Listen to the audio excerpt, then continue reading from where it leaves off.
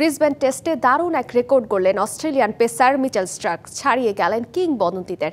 এছাড়াও অ্যাশেজে খেলা সমসাময়িক বোলারদের মধ্যে সর্বোচ্চ উইকেট তালিকায় সবার উপরে এখন মিচেল স্টার্ক। ব্রিসবেন টেস্টের প্রথম দিনে 6 উইকেট নিয়েছেন এই বাঁহাতি পেসার।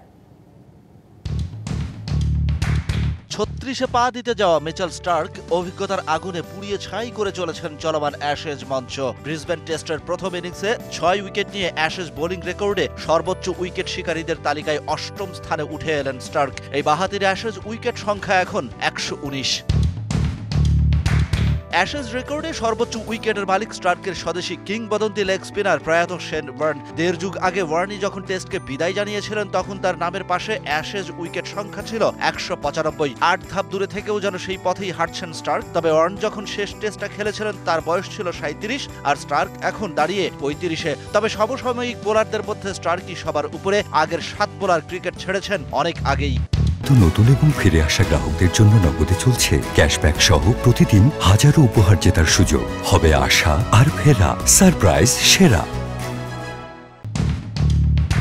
ব্রিসবেন টেস্টে ইংলিশ ব্যাটার অলিও পোপকে বোল্ড করে বাঁহাতি পেসার হিসেবে স্টার্ক নিজের ৪১৪ নম্বর উইকেট নিয়ে ভাগ বসান আরেক বাঁহাতি সাবেক পেসার অসীম আকরামের রেকর্ডে। এরপর হ্যারি ব্রুককে ফিরিয়ে বাঁহাতি পেসার হিসেবে সর্বোচ্চ ৪১৫ উইকেটের রেকর্ড গড়েন এই অজি পেসার।